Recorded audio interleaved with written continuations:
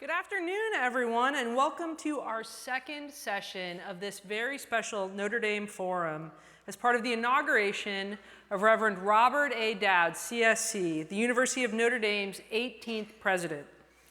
For those of you who are just joining us, my name is Megan Sullivan.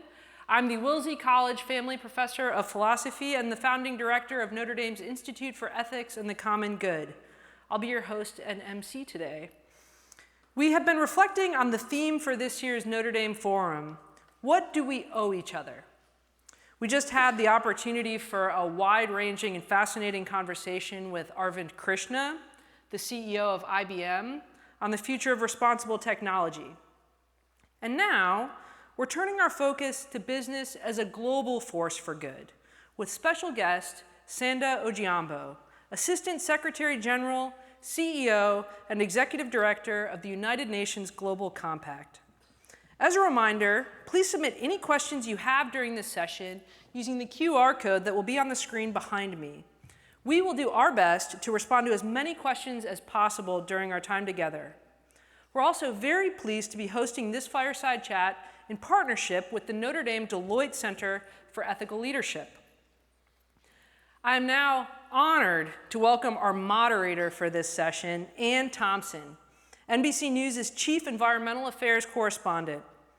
Ann's reports appear across all platforms of NBC News, including NBC Nightly News, The Today Show, and MSNBC, with notable coverage including Pope Francis's papal tour, the United States-China climate deal, and the BP oil spill. Before being named an NBC News correspondent, Ann had been an award-winning general assignment reporter for WDIV-TV, the NBC affiliate in Detroit, where she worked for several years. Ann is a Notre Dame graduate and currently serves on the university's Board of Trustees. Thank you so much for being with us today. And Ann, I will turn it over to you to introduce our special guest. Megan, thank you very much. And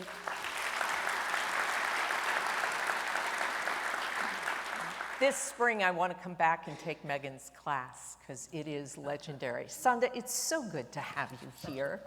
This is your second visit to the university? It is indeed, yes. Has much changed in a year?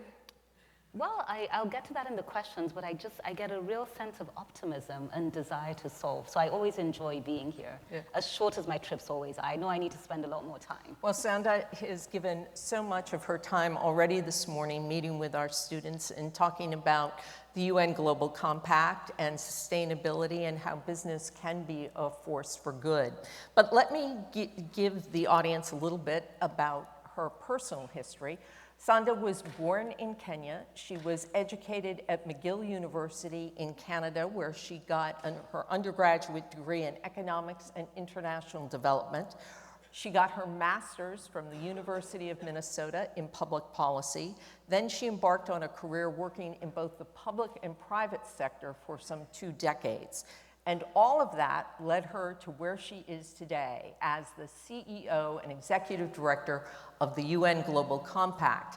And the UN Global Compact has more than 20,000 businesses signed on, and it extends over 160 countries. That's quite the reach. So first of all, for those who may not know, please tell us, what is the UN Global Compact?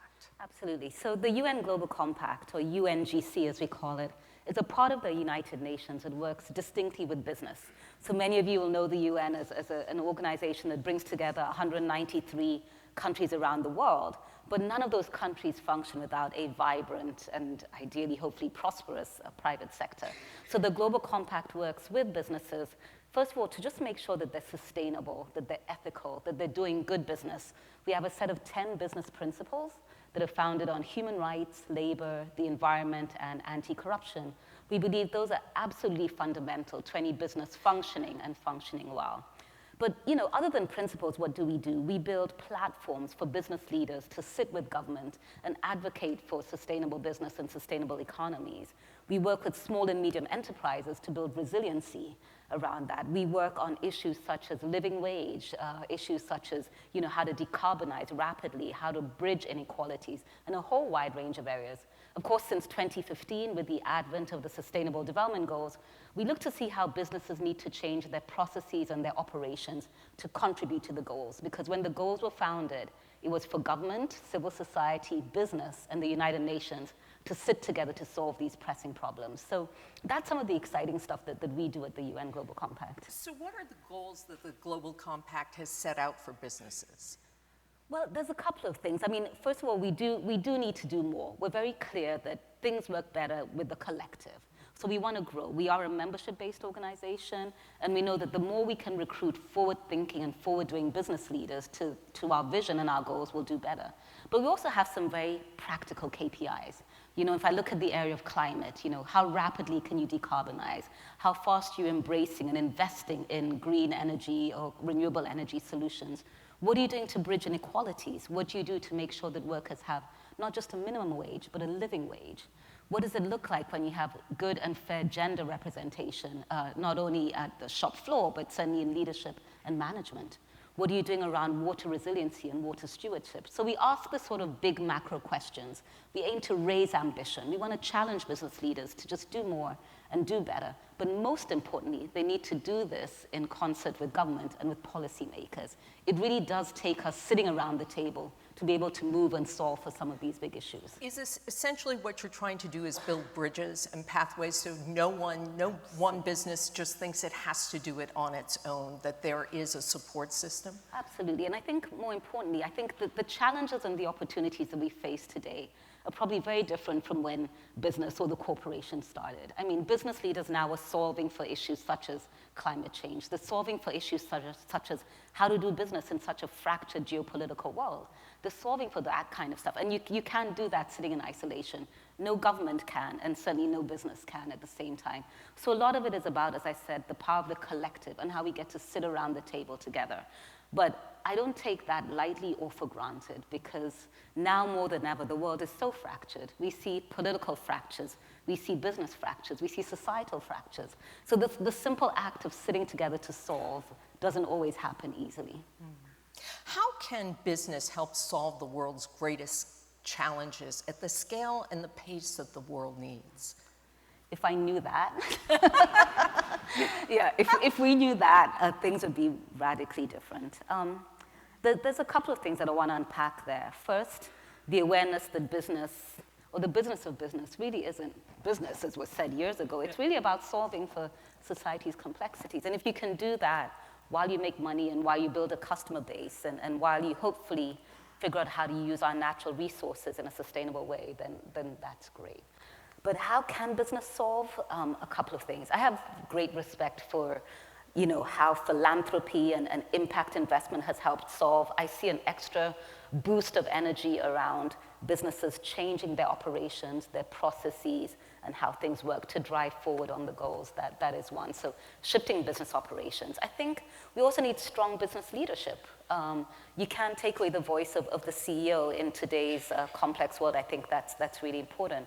We also need businesses, or rather big business specifically, to look at what the role of these small and medium enterprises. I mean, by and large, most of our economies drive and are driven by the SME sector. But I think it's probably only in the COVID pandemic era that we realize the fragility of that sector and the lack of resilience. So I don't think we can solve if we're not bringing along the SME sector, if we're not building resiliency, if we're not being sure that workers in these smaller enterprises have access to capital, to innovation, and continued access to markets. So there's a couple of ways, but for me it's, you know, CEOs having a voice and advocating for what's good, building resiliency downstream, and I think thirdly, just really doing good and sustainable business. The UN Global Compact has some really lofty goals. You want to address human rights, you want to address climate change. Where can business make the most immediate impact today? For example, the UN has sustainability goals for 2030. That's 6 years away. What can business do today that will encourage other businesses to reach those goals in 2030?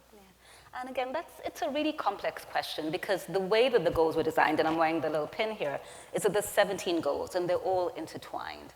And the fact is that, you know, no one goal will sort of, you know, trump the other. They're all interrelated.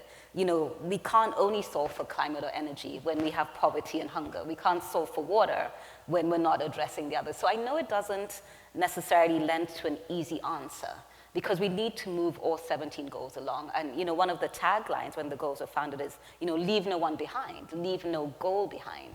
But I think there's perhaps a simpler way to look at it, and we've looked at it in the form of, I'm just going to say 6 transitions. So areas that are really important for moving forward, specifically if you look at where the world is now as opposed to 2015. And the first piece is on climate and energy. We know that here we're really grappling with a climate crisis. We're grappling with the fragility of the oil and gas industry. We are optimistic for what the green and the renewable energy industry looks like. So climate and energy is one. I think the second is food systems, so agriculture and food, because if we don't address food security, we will be in another crisis piece. And if you don't address climate, we won't be able to address food. And that's what it's I all mean. Everything is interlinked. Yeah. And then there's some forward-looking pieces, like the digital transition.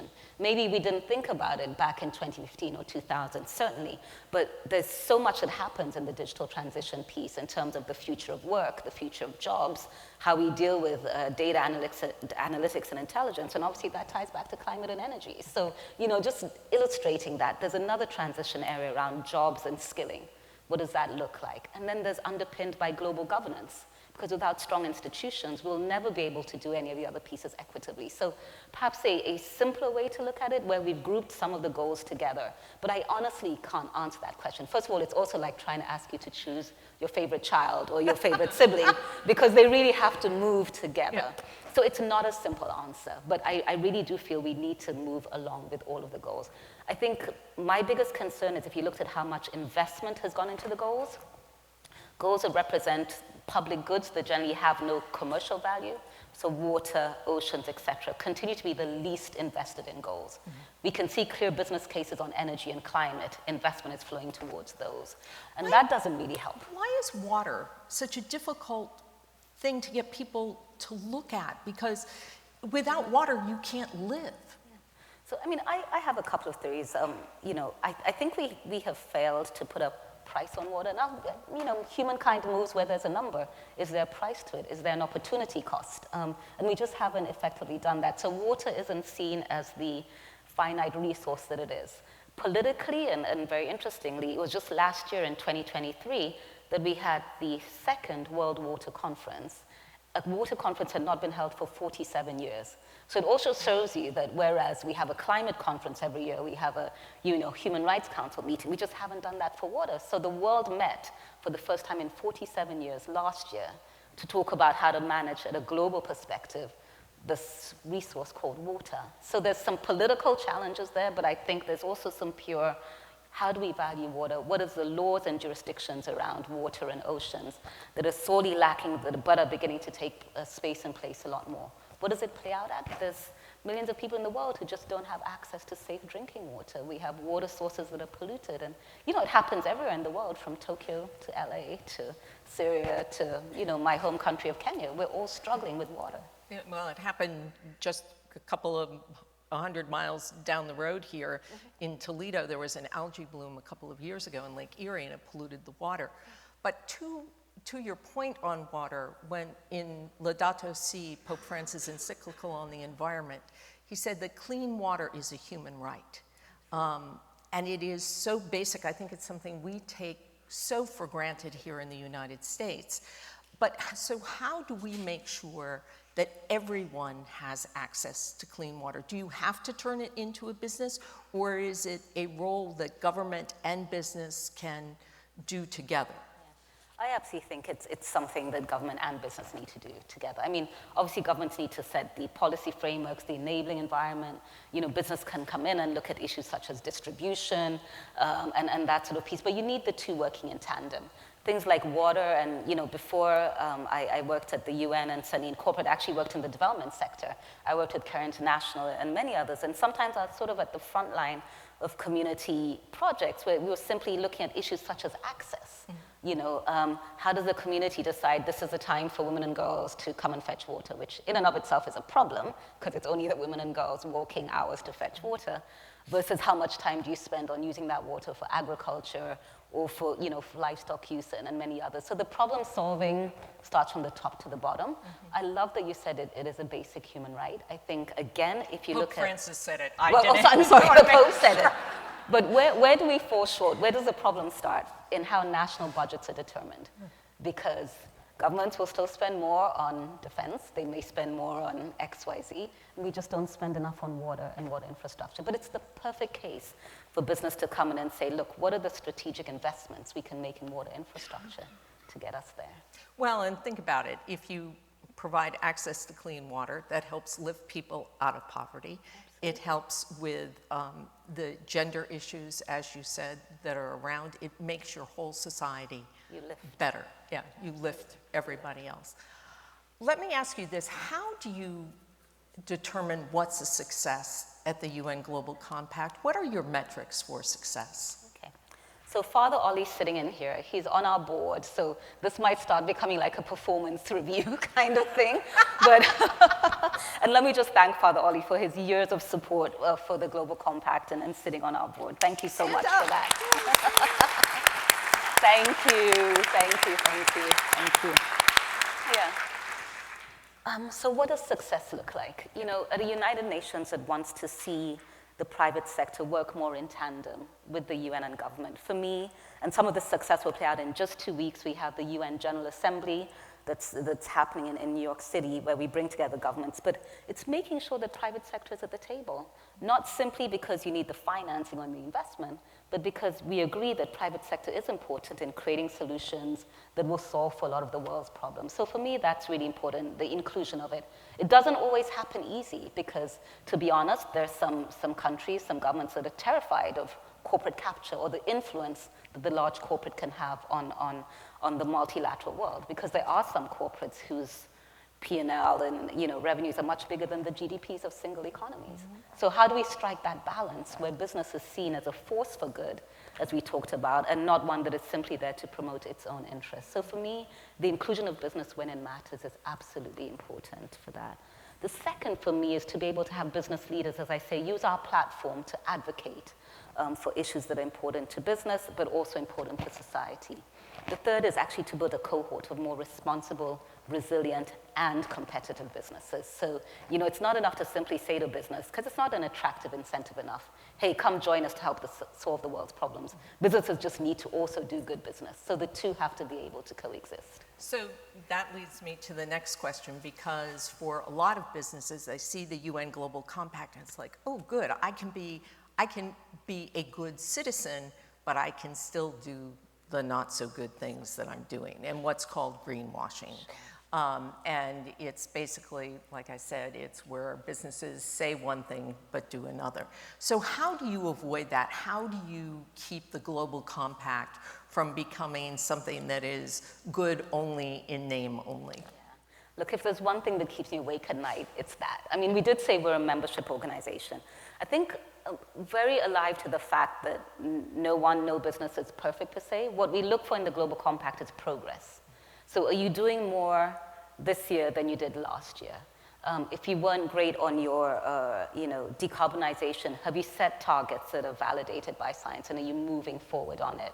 What are you doing around your workers' minimum and living wage? What are you doing on building SME resilience? What do you do and what stands do you take when there's human rights violations, et cetera, et cetera? So we sort of start with, we know there's an end state, but actually even the goalposts for that end state will change over time. Mm-hmm. What was great business 20, 40 years ago is not great business now. So I think progress is the best way to look at it. But the greenwashing piece, is pretty serious. I know there's lots of concerns around that. If you look at the EU, for example, there's a plethora of regulation that is coming up to keep business in check. I think the questions you ask is regulation is great, compliance is great, but we can't only react to laws and regulations. We need to be able to do business inherently well. Here in this country, I think there is a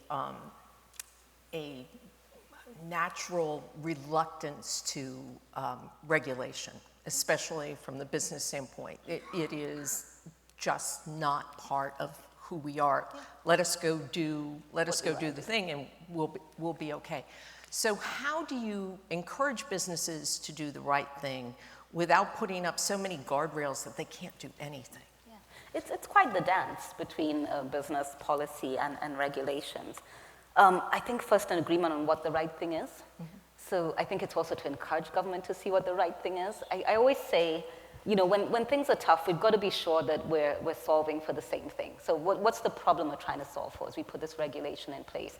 Do we see it in a way that is not a zero-sum game, that you can win and I can win and hopefully society can win, is the way that I think would be the ideal piece around regulation. It's not always so. Sometimes you have to regulate because there's poor behavior that needs to be put in check. And I think that's been important for climate.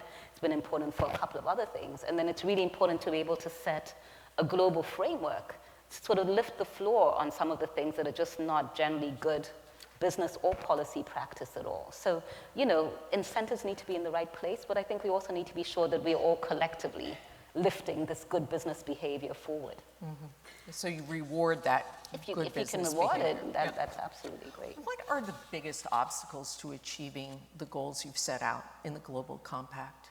Where do you get the most reluctance, pushback? Probably get the most pushback because we have a business model that on the face of it looks successful, but on the long term isn't. And I think sometimes it's very hard to convince people, you know, irrespective of where they lie in the business continuum, large and successful businesses or emerging businesses, that we actually need to stop because there's one world and the resources are finite. So that for me is one of the biggest challenges. And many times people will ask, you know, show me the evidence, show me the business case, tell me that decarbonizing now is important and not in 20 years. Show me that if I don't offer a standard wage or a living wage, my workers will leave. And there's not enough of those cases because, quite frankly, in a world that is so polarized with the inequalities, sometimes there's not enough of a business case to demonstrate why it's important to do good. I think for me that is the first thing, and there's not enough documentation around that. The second, I don't think we always have the most robust policy frameworks to drive this forward. And I think, you know, with more work and thinking around what it is that we're putting policy and legislation in place for, not only at a national level, but at a collective level, we could definitely solve for some of those bigger challenges. For the Global Compact, I mean, you know, we continue to grow. We have doubled our membership over the last 4 years, which is incredible, from about 12,000 to close to 22,000. What do we hear most from people? They're like, we want to do this, but it takes a lot. I have a CEO of one of the largest energy companies in Europe, and he just said, look, if I'm to balance the principle-led work, which I think is important for a CEO, with the growing regulation in the EU, with the growing regulation in Latin America where I work, it's a lot of it's a heavy investment in people. He says, I'm going to do it because I have the resources to do it, but I don't know that everybody will. And, you know, what are the trade-offs that you need to make as a leader of a corporation in that regard? I think there's been, especially in the sustainability sector, there was initial reluctance because the thought was you can't make a profit and, you know, transition to clean energy. Yeah. And that's not the case. That's not the case, yeah. And I think, you know, the energy and the climate space, it's a really strong space to start moving on what a good business case looks like, because I think it's there. Mm-hmm. And I think we're all alive to the fact that resources in this area, you know, will not last us forever. It's more difficult on things like gender. Yeah. Does it really make a significant difference to have more women in the workplace? You know, from a financial perspective, a decision's different. You know, what will change in my business?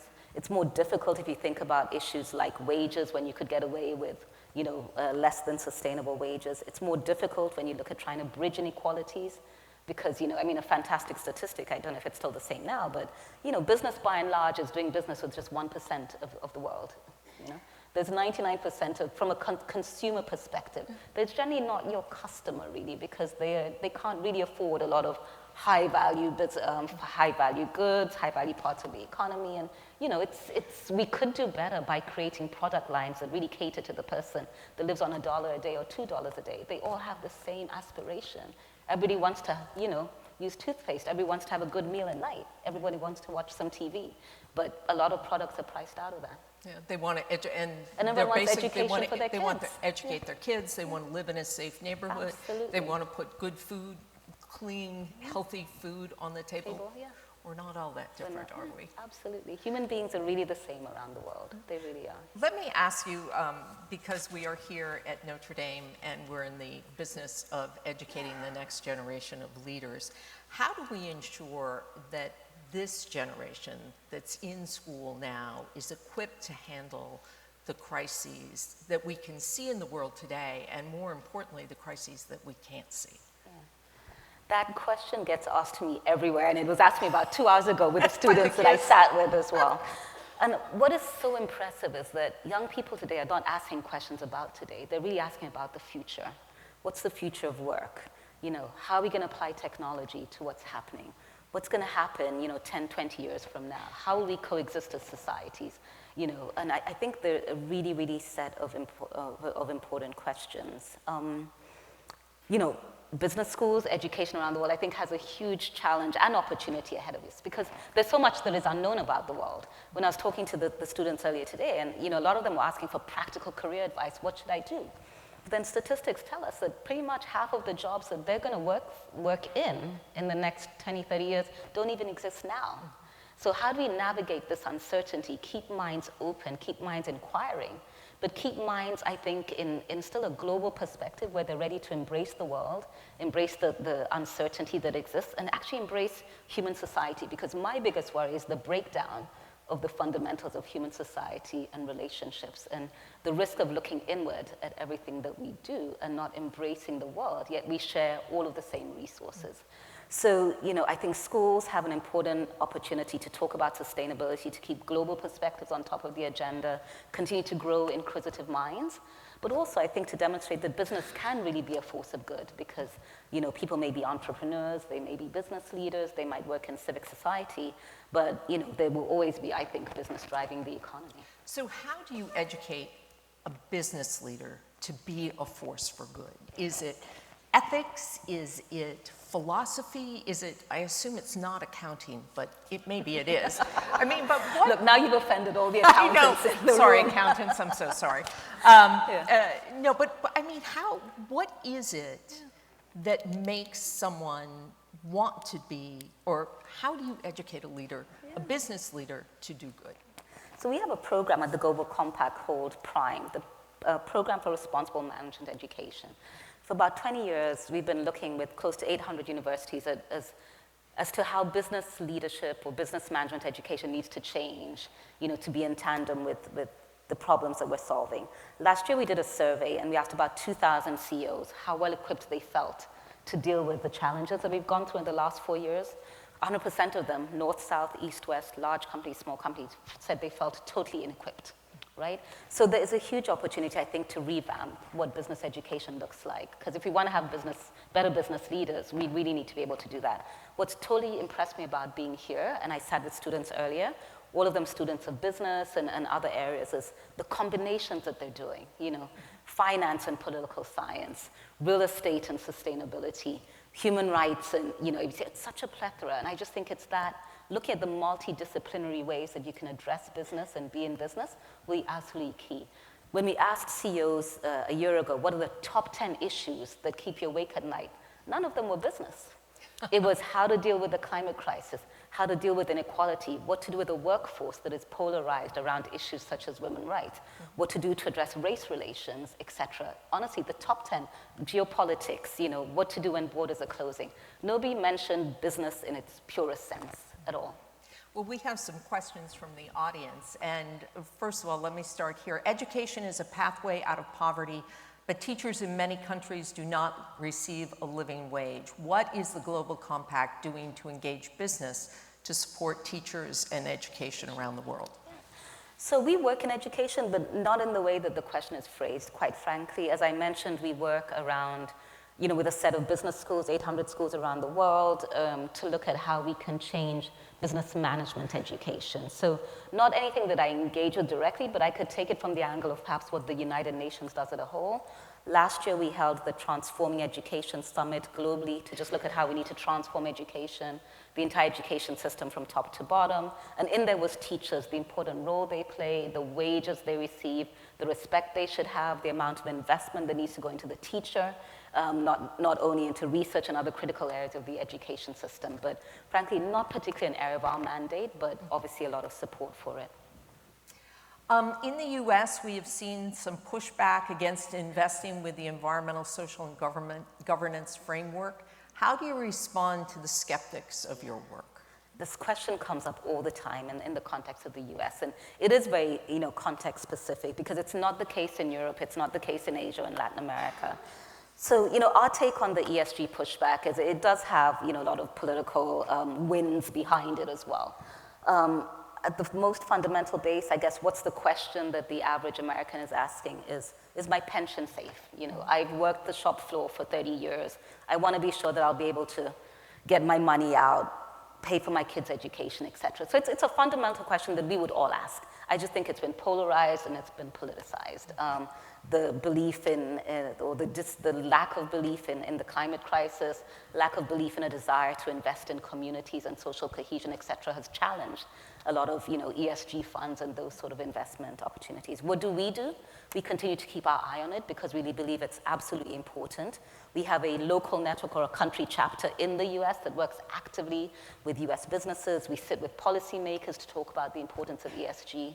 We link ESG to the Sustainable Development Goals because we think they're a key wind that can move us along a huge tailwind. But most of all, we hope that in a couple of seasons, we will get back to ESG and ESG investing, because if you separate them first, they are intertwined. We can't solve again for the environmental without a socially cohesive society, and we certainly need better governance around our institutions.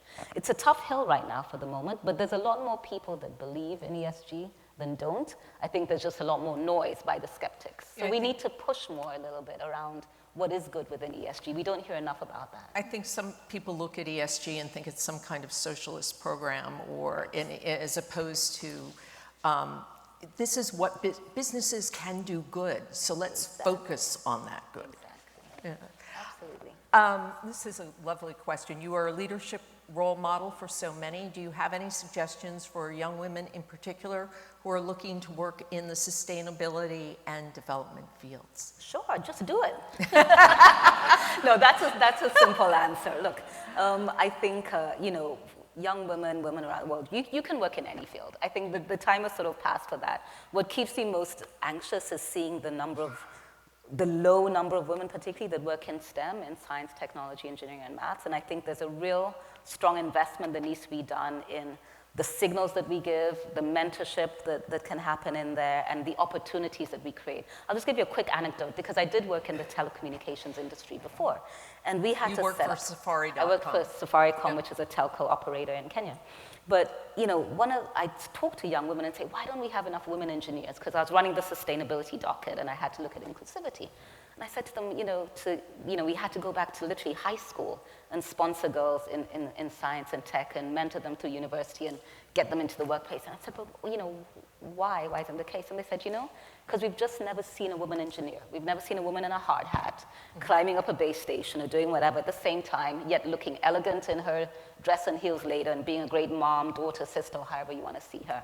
And that just for me underscored the importance of role models of mentorship, because they exist. And I think anytime we can give a hand up to a young girl or woman, and that hand can be from a male or a female, it's not only women that need to mentor other women, I think we'll just change that. So, they just hadn't seen enough of what it was that they were aspiring to.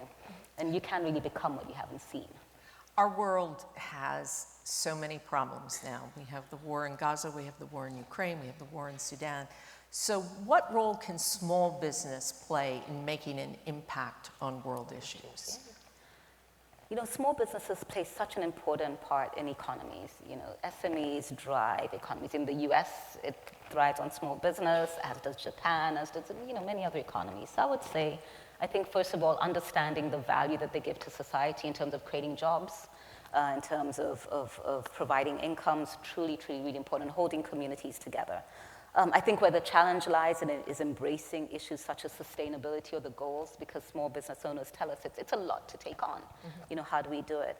I see a huge responsibility and opportunity by the multinational, the large corporate, to help build that resilience and make sure that they can access, as I said earlier, capital, markets, technology, innovation, to keep them alive and well. But again, small businesses are so fundamental to the functioning of society. I think it's if there's a political environment that needs to be created for them to thrive, then so be it. We saw it in the pandemic. I mean, I was sitting in Kenya at the time when the pandemic broke out, and I remember this huge challenge that arose because, everyone had moved their production lines to producing sanitizer. But, the widget that you put in the pump just, was in short supply. So here we are trying to think, well, how are we going to safely, sanitize our hands, yet you can't pump correctly? And there lay the lesson in how important the small business is, because they were producing that widget. Yeah, without that piece, the sanitizer doesn't work. Yeah. And finally, how do you maintain, we said over 20,000 companies across 160 countries. So in our polarized world, how do you maintain unity within your organization? The simple answer actually is we don't. No, we don't. And I think it's I don't know if there's unity at Notre Dame either, but I think what's really important is understanding different people's perspectives and figuring out what you can do to solve when there's a crisis or when people aren't seeing eye to eye. I very much embrace challenge. I love challenge and I love feedback and I love critique when people say this isn't working. So actually for me, a unified, at least an intellectually unified organization would trouble me. Because then perhaps we're not being as ambitious as we need to be. The unity that I would love to have is a unity around humanity and just respecting the human being, trying to make the world a better place. But I'm very much for any other type of disunity because it will help us have a conversation and it'll help us really understand what's going wrong. And I don't say that lightly. I just say that I think it's great to have voices of dissent within an organization. It's great to have people who challenge your perspectives and get you to think better and different. I've always thought that questioning is a great thing. It's not a source of anger, it's a source of interest, and it is also a source of growth. Absolutely. Finally, I want to ask you the question that Father Bob has posed for all of us. What do we owe each other? Right. I think we owe each other three things. We owe each other solidarity. We all live in one world. That world looks very different depending on where you sit and stand. I'm testament to that. I have lived and worked in New York for the last 4 years. Prior to that, I worked on the African continent. My grandparents grew up in a very rural African village where my mother was one of those that walked, kilometers to fetch water. But she ended up in Harvard doing her PhD and, educated all of us. But, the solidarity, I think, is one. The world is one. And so we owe each other, just the thought that we live in one world. And the world will not prosper if only one part of the world prospers. So that's the first, just understanding we're all in it together. I think we owe each other empathy. We come at the world from very different angles. And I think sometimes taking that moment to sit in someone's shoes is absolutely very important. Then I think we owe each other compassion. We've all been through such difficult times. And I think understanding that we're at such a fragile place as human beings, as society, as communities will take us forward. Now, we all owe that to each other, and political leaders also owe that to all of us. And I think there needs to be accountability in all ways. Well, I think if we all start practicing solidarity, empathy, and compassion, our world will be a better place, and it shows that business can be a force for good. Sanda Ojiambo, thank you so much for spending your time today. And you don't leave Notre Dame without a gift. We have here this, whoops. There we go. We got the bottom part. Hello. At any rate, this is a tile representing the Word of Life mural, which is also known around here as Touchdown Jesus. Okay. I hope it hangs in your house better than I just did it. But this is our gift to you. Thank you so much. Thank you. Thank you.